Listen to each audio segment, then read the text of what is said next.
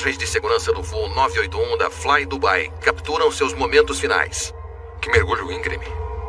O nível de violência do impacto foi catastrófico. 62 pessoas morrem no mergulho fatal. Os investigadores logo descobrem que os pilotos abortaram 2 pousos. Torre de Rostov, estamos arremetendo. Você só arremete quando as condições não são perfeitas. Eles disseram porque estavam arremetendo pela segunda vez? Eles só disseram arremetendo. Cheque a velocidade. E de repente o avião estava mergulhando em direção à pista. Os investigadores precisam descobrir como as 2 arremetidas foram diferentes. Uma se torna um desastre. Por quê?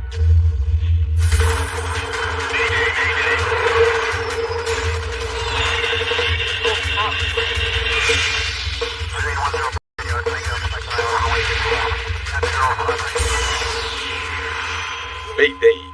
Desastres aéreos. Esta é uma história real baseada em relatórios oficiais e relatos de testemunhas. Fly Dubai, voo 981. O voo 981 da Fly Dubai se aproxima do aeroporto internacional de Rostov-on-Don, no sudoeste da Rússia. Torre de Rostov, Sky Dubai 981, estamos a 800 metros. 700 metros é a nossa próxima altitude-alvo. A 20 quilômetros de distância, o comandante Aristos Socratos e o copiloto Alejandro Álava Cruz preparam o Boeing 737-800 para o pouso. Ambos os pilotos tinham uma boa quantidade de horas de voo, especificamente no 737. Eram pilotos experientes. Voo 981, Torre de Rostov. Vento 240 graus, rajadas de 30 nós. Está liberado para pouso da 22. A controladora informa as condições meteorológicas no aeroporto. Nuvens espessas cobrem Rostov-on-Don.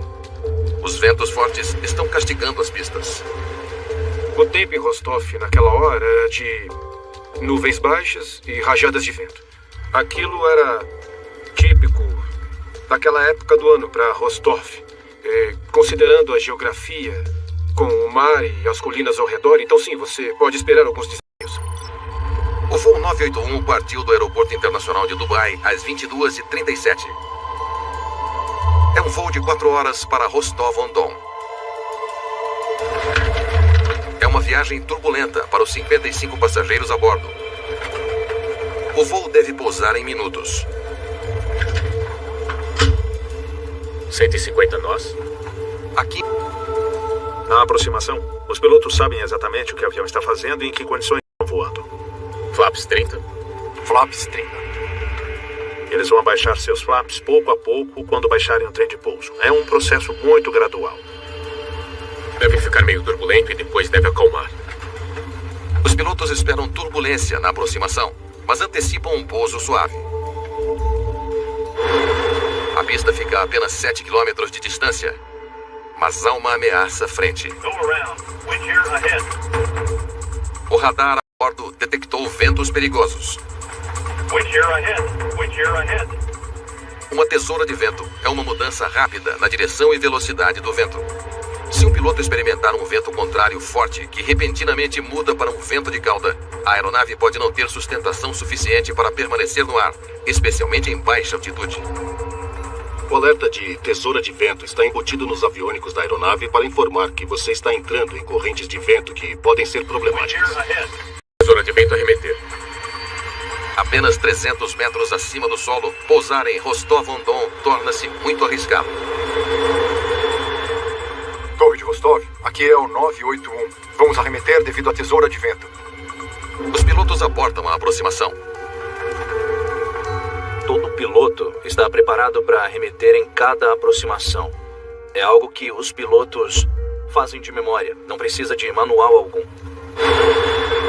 Não há um limite para a quantidade de aproximações que se pode tentar, desde que haja combustível suficiente. Então por que não arremeter e tentar de novo? Voo 981, entendido? O voo 981 é um dos 4 voos em aproximação que os controladores estão gerenciando, já que ventos fortes atrasam os pousos. Aeroflot 1166. Esteja avisado. Sky Dubai 981 informa tesoura de vento no pouso. A carga de trabalho dos controladores foi aumentada nessas condições e eles tiveram que fazer um verdadeiro malabarismo com os voos. Conforme o voo 981 sobe, Aeroflot 1166, você está autorizado para pouso na pista 22. Um avião da Aeroflot se prepara para o pouso. O comandante Socratos presta muita atenção às comunicações dele. Eu quero ver o que esse cara vai fazer. A tripulação espera que as tripulações de outros voos possam dar algumas informações úteis para tomar decisões sobre o que fazer a seguir. Esse voo também não consegue pousar em Rostov-on-Don. Aerofólio 1166. Vamos arremeter por causa do vento. Os pilotos da Aeroflot também encontram tesouras de vento na aproximação final. Eles são forçados a abortar. Isso oficializa. O Fly Dubai terá que... Rostov-on-Don, os passageiros do voo 981 estão inquietos. Os pilotos mantêm a altitude de 4.600 metros, circulando próximos ao aeroporto e esperando a chance de pousar. Os pilotos permaneceram em circuito de espera, já que tinham combustível suficiente, esperando a melhora das condições climáticas. 3 outros aviões também estão em um circuito de espera. A tempestade que está atingindo Rostov-on-Don não está passando.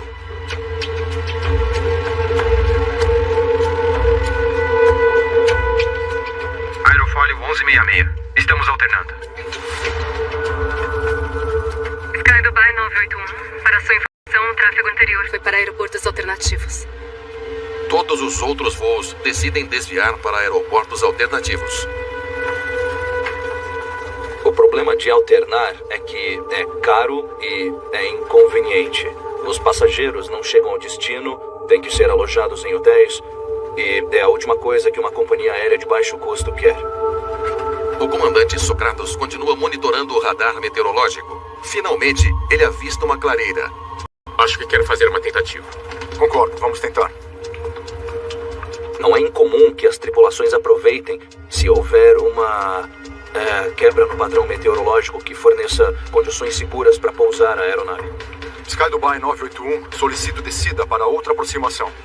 A 4.600 metros sobre Rostov-on-Don, os pilotos se preparam novamente para o pouso. Sky Dubai 981, Torre de Rostov, está autorizado para pouso na pista 2. Boa noite, aqui é o seu copiloto. Estaremos pousando em breve. Mais uma vez, pedimos desculpas pelo atraso. A 24 quilômetros da pista 22, os pilotos alinham o avião para uma segunda aproximação. Vento de proa de baixa altitude de 53 nós, formação de gelo. Mesmo que os ventos estejam fortes, os controladores não estão reportando tesouras de vento na pista. Flaps 30. Flaps 30. Mas à medida que se aproximam, eles logo percebem que algo não está certo. Cheque a velocidade.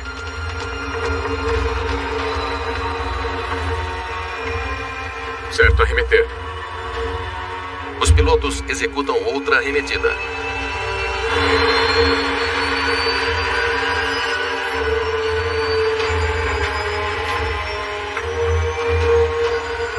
Mantenha a inclinação de 15 graus para cima. A apenas 600 metros do solo, o comandante Socratos está lutando com o Boeing 737. Segundos depois, está mergulhando direto na pista.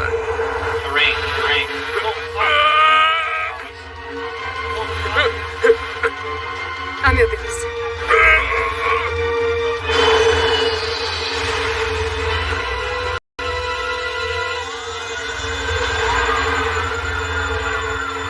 Equipes de incêndio e emergência correm para o final da pista 22. A aeronave criou uma cratera com cerca de 1,5 metro de profundidade na pista, com destroços espalhados por toda parte. Os bombeiros lutam contra chamas noite adentro. Mas não há ninguém para ser resgatado. Todas as 62 pessoas a bordo do voo 981 morreram no acidente. Famílias enlutadas e o mundo exigem respostas.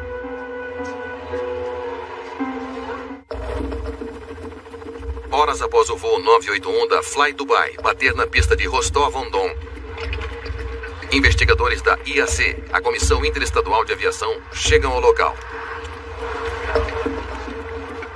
A IAC é a principal agência de investigação de acidentes aéreos, não só para a Rússia, mas para vários ex-estados soviéticos. A IAC precisa encontrar a causa da terrível tragédia. Certo, isso é ótimo. O lugar disso é aqui. Os destroços do voo 981 são trazidos para um hangar próximo para uma inspeção mais detalhada. Uma equipe dos Emirados Árabes Unidos auxilia na investigação. Então, com que velocidade o avião atingiu o solo?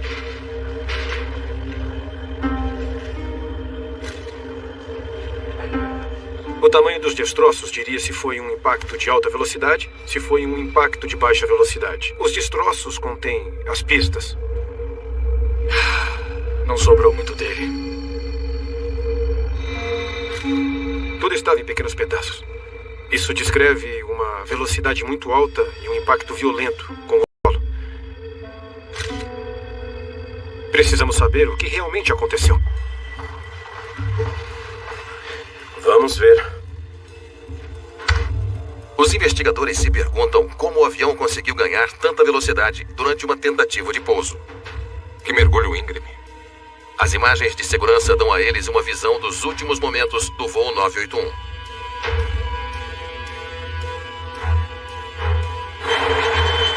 O pulo de descida do avião leva os investigadores a se perguntarem se os pilotos estavam tendo problemas para controlar a aeronave. Podem ser os controles de voo? E 737 tem uma história problemática. 3 de março de 1991. O voo 585 da United Airlines rola para a direita e cai ao tentar pousar, matando todos a bordo. 3 anos depois, acontece de novo. O voo US Air 427 rola para a esquerda e cai perto de Pittsburgh. Os investigadores estavam arrancando os cabelos tentando descobrir. 2 anos se passam sem incidentes. E então, durante a aproximação para o pouso, os pilotos do voo 517 da East Wind Airlines perdem o controle. Desta vez, os pilotos recuperam o controle de seu avião e pousam com segurança em Richmond, Virgínia. O avião está intacto. Os investigadores conseguem sua melhor pista até então. Depois de uma investigação de 5 anos, a Comissão Nacional de Segurança dos Transportes concluiu que uma unidade de força no leme foi responsável pelo travamento do próprio leme. O leme travou para um lado e isso fez com que a aeronave rolasse e mergulhasse no solo. Os movimentos do leme e de outras superfícies de controle ocorrem quando os pilotos empurram os pedais do leme ou puxam o marche. As unidades de controle de potência transformam esses comandos em movimentos reais das superfícies de controle. É semelhante à direção hidráulica de um carro. Olá, recuperou as unidades de controle de potência? Os investigadores querem saber se alguma das unidades de controle do voo 981 falhou. Sim, elas estão aqui. Ótimo, precisamos testá-las. Grande parte do Boeing 737 foi destruída durante o impacto de alta velocidade. Mas 2 das unidades de controle de potência sobreviveram. Elas podem fornecer informações cruciais. As unidades de controle de potência são o coração e a alma dos controles de voo do avião. E uma das primeiras perguntas, se um avião desceu em um ângulo de 50 graus e tivemos um problema de PCU nos controles de voo? Os investigadores examinam cuidadosamente as unidades de controle de potência do Boeing. Eles procuram sinais de mau funcionamento.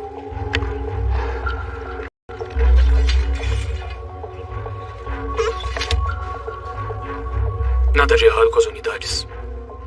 Elas foram examinadas extensivamente e não tiveram absolutamente nenhuma conexão com o que fez esse avião cair.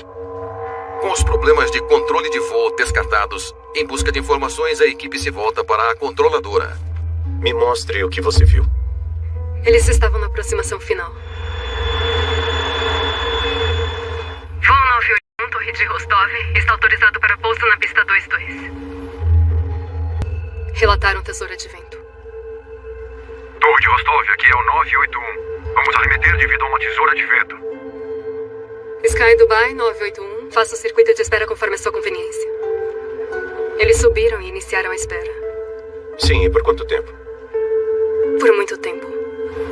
Os investigadores descobrem que os pilotos ficaram quase 2 horas esperando que o tempo melhorasse.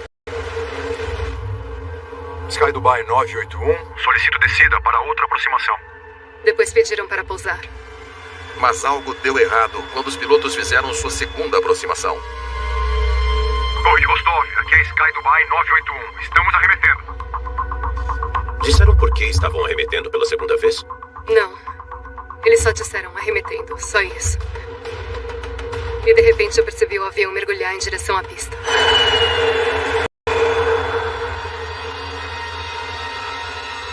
Eles relataram algum problema com o avião? Não, nada.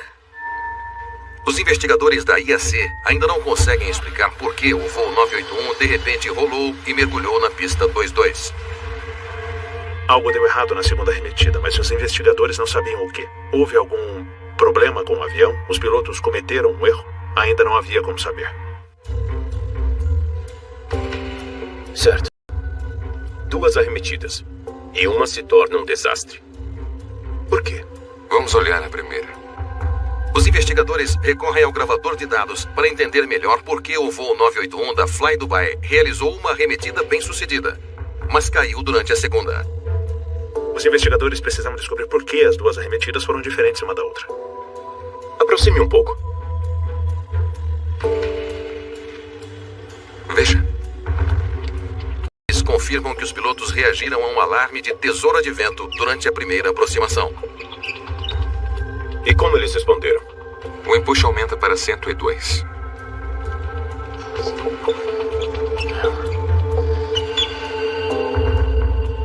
Então ele aplicou a potência máxima. E os flaps? Flaps em 30. E o trem permaneceu abaixado.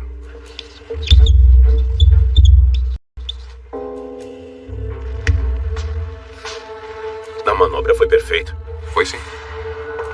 Se um piloto encontra um cortante de vento, ele vai realizar uma manobra chamada manobra de fuga de cortante de vento. E isso envolve aumentar a potência do motor ao máximo, deixar os flaps abaixados, deixar o trem de pouso baixado. Tesoura de vento arremeter. A primeira tentativa foi bastante rotineira. Eles responderam apropriadamente, fizeram exatamente o que devia ser feito. Tentativa. Os investigadores analisam a segunda tentativa de pouso, concentrando-se nos últimos momentos antes do acidente.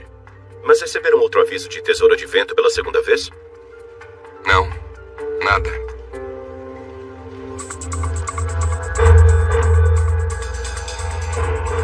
Veja, há um salto na velocidade do ar, de 153 para 176 segundos.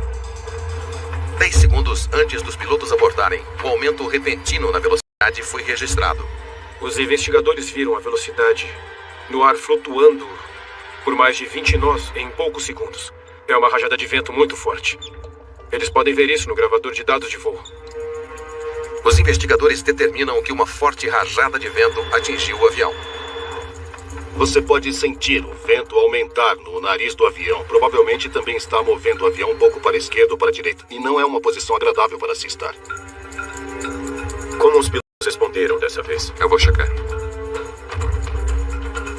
Adicionaram potência máxima. Certo, arremeter.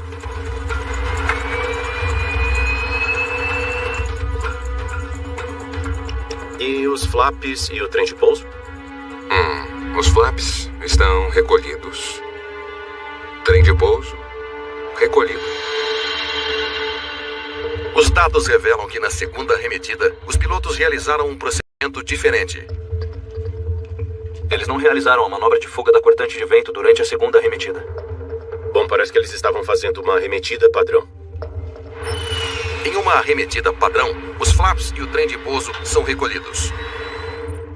Só que fizeram isso na potência máxima. Dada a forma aerodinâmica da aeronave, com o trem de pouso recolhido e os flaps em grande parte retraídos, o uso da potência máxima é um exagero. Os investigadores concluíram que na segunda tentativa, a tripulação executou um híbrido de 2 procedimentos. Eles usaram uma manobra de fuga de tesoura de vento com as configurações de trem de pouso e flaps de uma arremetida tradicional.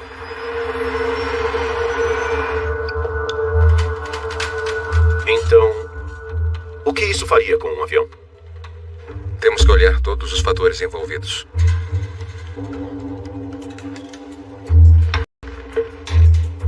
Eles ficaram em espera por quase 2 horas. São 4 toneladas de combustível que queimaram. O peso do Boeing 737 é um fator crítico no desempenho do avião. Adicionando o peso do avião. Peso total, 54 toneladas. Com esse peso, a tripulação sentiria uma aceleração mais rápida.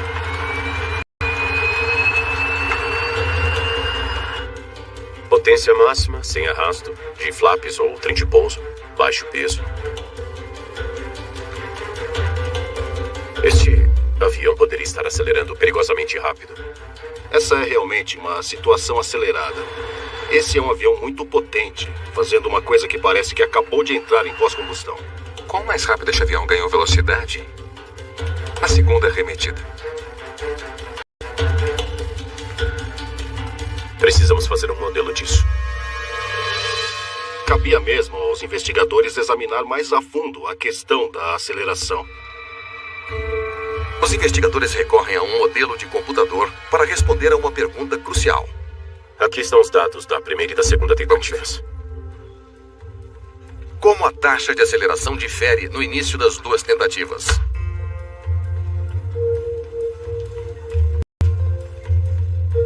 Na primeira arremetida, a velocidade aumentou em 17 nós. E na segunda?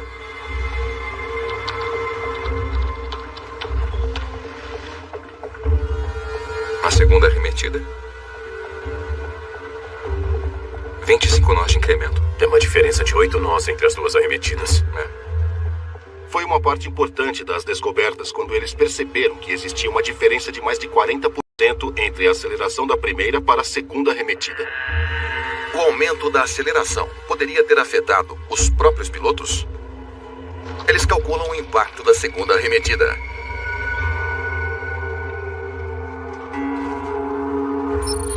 Uau! Veja a força para trás que o piloto sentiu. Essa aceleração mais rápida na segunda arremetida o teria empurrado com força no assento. A equipe também examina o impacto da aceleração vertical.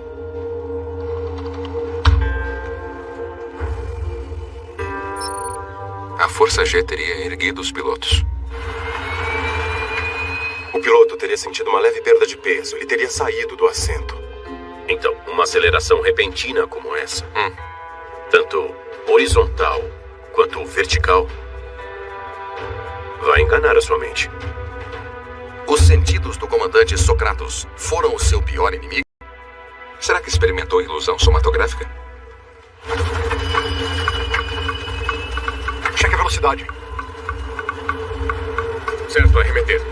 Uma ilusão somatográfica é uma forma perigosa de desorientação espacial. Quando um avião acelera rapidamente sem nenhuma referência visual do horizonte, os pequenos pelos do ouvido interno se curvam para trás, levando o cérebro a pensar que a cabeça está se inclinando para cima.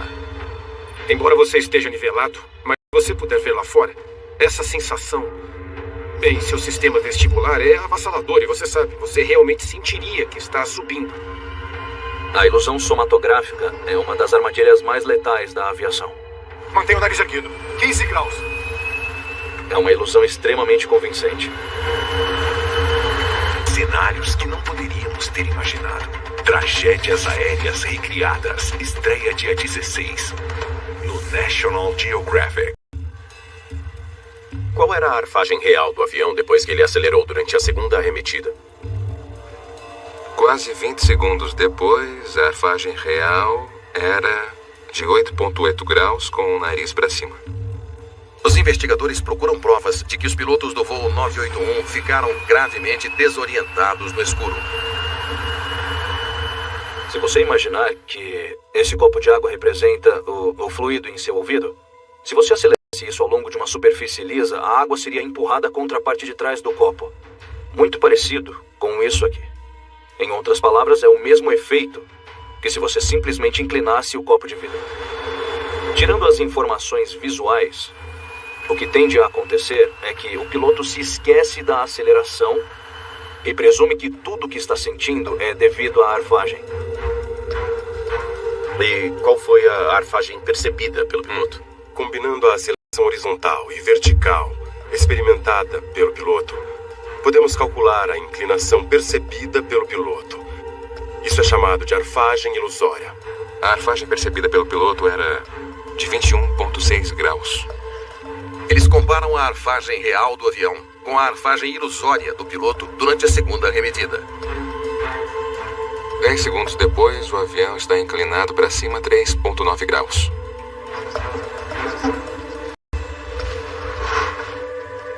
E a percepção do piloto era 26,7 graus de elevação do nariz.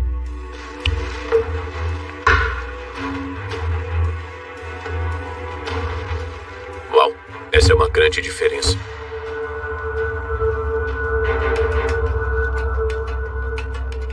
Isso põe o comandante em uma situação em que ele potencialmente experimentará uma ilusão somatográfica. O comandante está sentindo uma coisa, mas a aeronave está fazendo outra. Olha só, perto do final do voo, a arfagem real é de 7,6 graus. E a arfagem percebida. Investigadores descobrem 3 casos em que houve uma diferença dramática entre a arfagem real do avião e a arfagem percebida pelo piloto. Mantenha a inclinação em 15 graus para cima. É uma prova de que os pilotos podem ter experimentado uma ilusão somatográfica durante a segunda arremetida.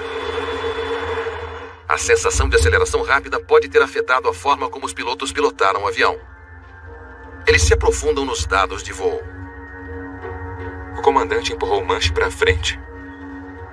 Ele tentou fazer o avião se inclinar para baixo. Era o que seus sentidos diziam para fazer. O comandante, respondendo mais às suas sensações do que ao que está vendo nos instrumentos à sua frente, decide que precisa empurrar o avião para frente e neutralizar essa enorme arfagem. Ele está tentando salvá-lo ao inclinar para baixo. Nossa, olha só. Ele empurrou o estabilizador para baixo. A partir dos dados, os investigadores veem que o comandante não apenas empurrou o manche. Cuidado! O comandante aciona o estabilizador porque ele está tentando empurrar o nariz da aeronave para baixo. Mas por quanto tempo?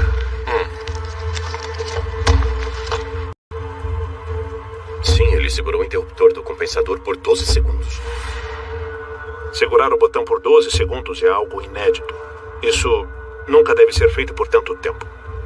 A equipe descobre que, em vez de puxar o manche para o avião subir, o comandante está levando o avião em direção ao solo. Não. E acaba colocando o voo em um mergulho fatal. A mudança repentina de direção é chocante. Na hora você sentiria como se estivesse em uma montanha-russa.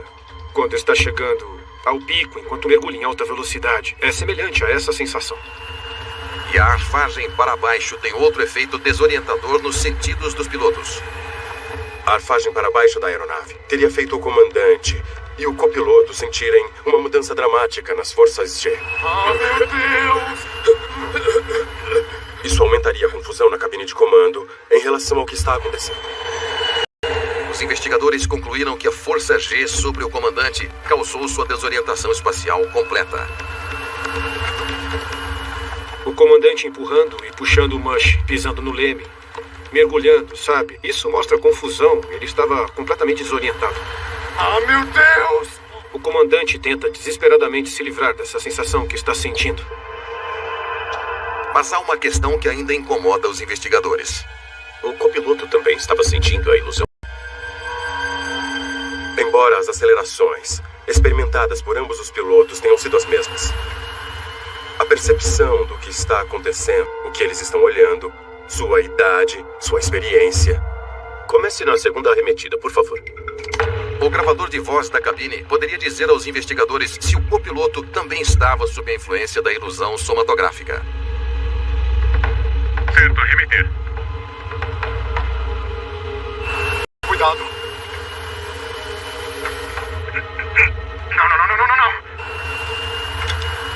Não faça isso! Ele vê algo errado. Não! Puxe! Ele está dizendo a ele para puxar o manche. Puxe! Se ele está sentindo a mesma ilusão do comandante, com certeza não parece que foi afetado por ela. O copiloto sabia o grau de problemas da aeronave. Ele sabia que o comandante não estava respondendo da maneira que deveria. Meu Deus!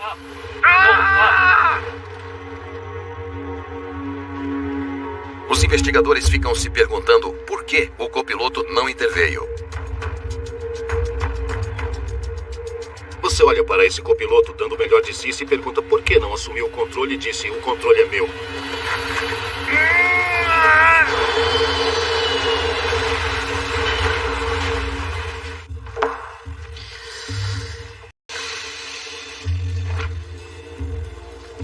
Ele voa o 737-800 há quase 2 anos. Ele é totalmente certificado. Os investigadores analisam o histórico do copiloto para entender por que ele não assumiu o controle do voo 981 quando viu que o comandante estava cometendo erros graves. Olha só, o treinador escreveu notas sobre sua avaliação. E esta é reveladora. E eles encontram notas deixadas por um de seus instrutores de voo que os deixam alarmados. Uma coisa que poderia ter salvado essa aeronave foi descoberta em uma nota deixada para trás por um instrutor de voo. Precisa ser mais assertivo sobre o que é necessário do comandante. Então, continua. Diga a ele o que você quer que seja feito. Não espere que o comandante consulte você ou o instrua a respeito. Ele não é do tipo que assume o controle. Não! Puxe! Puxe! Puxe! Puxe! O copiloto percebeu que o comandante estava enfrentando enormes problemas para controlar a arremetida. Ele realmente devia ter tomado alguma ação decisiva e imediata. Ah, meu Deus!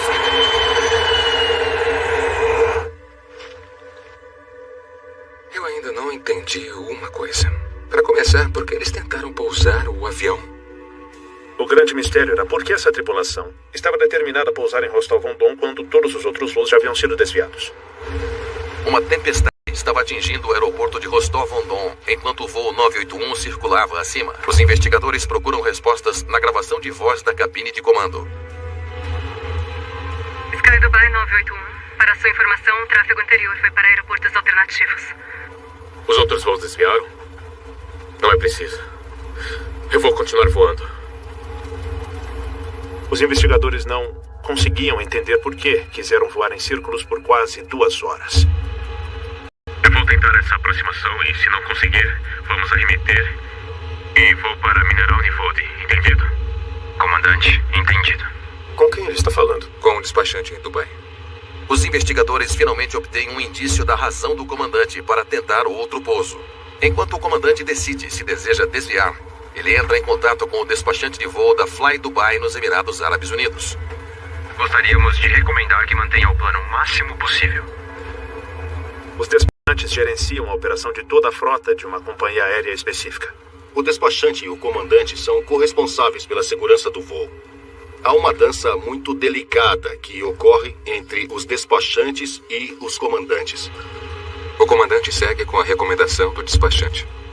Minutos se transformam em horas, enquanto os pilotos esperam por uma chance de pousar. Não sei não. Se desviarmos, excederemos nossas horas de voo. O que você está olhando? As horas máximas de serviço. Ele está calculando suas horas de serviço. Os regulamentos limitam quantas horas os pilotos podem voar durante um período de serviço.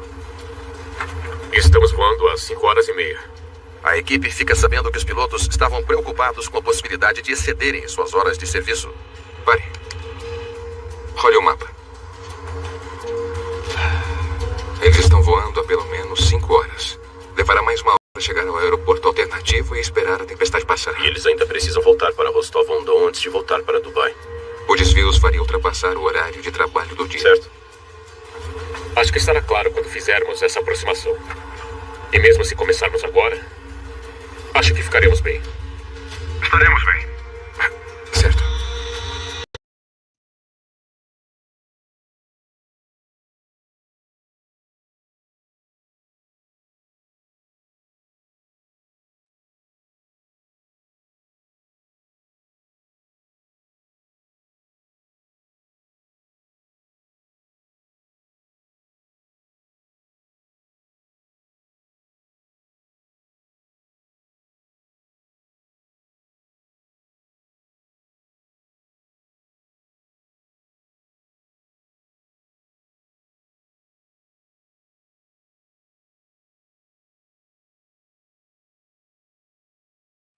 Ele está pousando porque abriu ou porque quer chegar ao sol?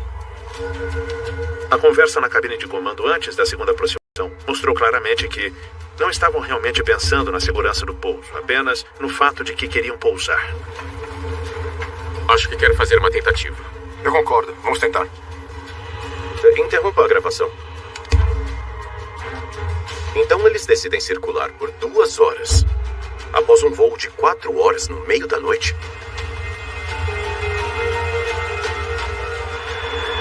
O longo voo afetou a capacidade dos pilotos de pousar. Vendo um declínio nas capacidades de tomada de decisão por fadiga? Cansado? Não. Enquanto os investigadores analisam a jornada do voo 981 de Dubai até Rostov-on-Don, eles identificam um problema gritante. Eles estavam no ar havia mais de 6 horas. São quase 5 da manhã quando estão pousando.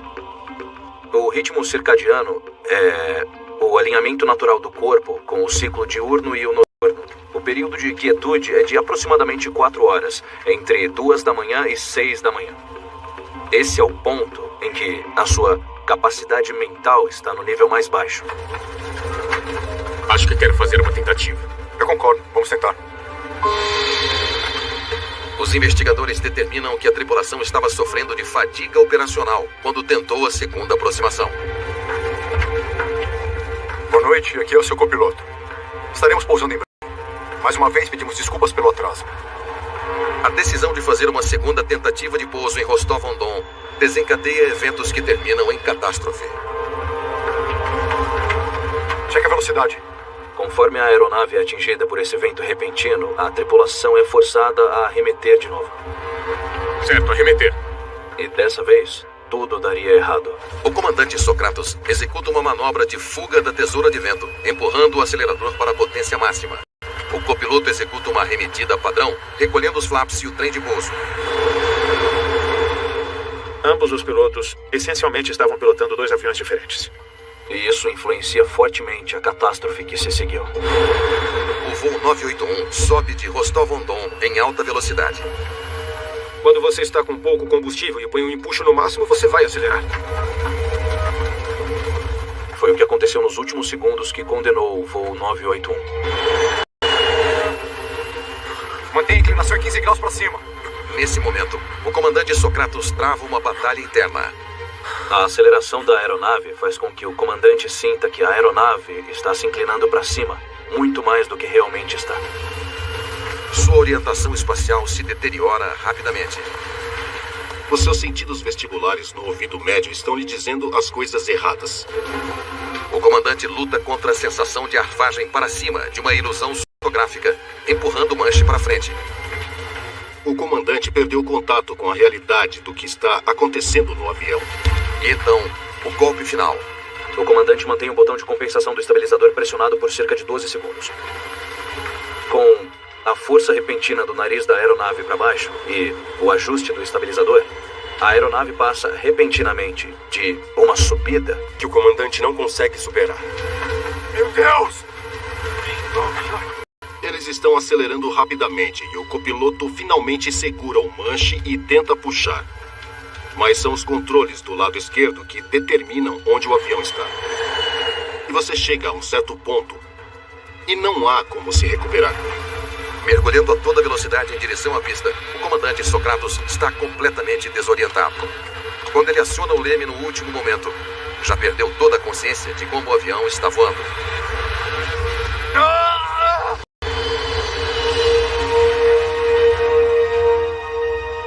Os pilotos, nesse caso, estavam conduzindo o voo muito bem, principalmente até os últimos momentos.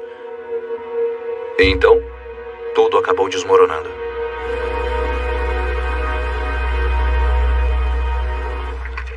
A investigação da IAC sobre a queda do voo 981 é um marco de como a desorientação espacial pode terminar em desastre. Este acidente é um alerta para a indústria. É um dos que abriu caminho para o aumento do treinamento de desorientação espacial.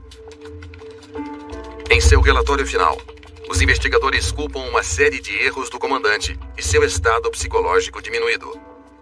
A IAC recomenda que a Fly Dubai forneça melhor treinamento sobre a operação manual do estabilizador. para que seus pilotos não cometam o mesmo erro novamente. A pesquisa de fatores humanos, incluindo situações como esta em que a desorientação provavelmente ocorreu, está na vanguarda da pesquisa de segurança da aviação. Estamos treinando nossos pilotos em simuladores para vivenciar essas ilusões antes que a vivenciem no ar, para que possam reconhecer essas situações. Acho que o acidente do Fly Dubai mostra a rapidez com que os seus sentidos podem dominá-lo. E uma das principais lições é para os pilotos confiarem nos seus instrumentos e reconsiderarem o que eles podem pensar que estão experimentando, para realmente entender o que o avião está fazendo. Eles têm que manter o avião voando.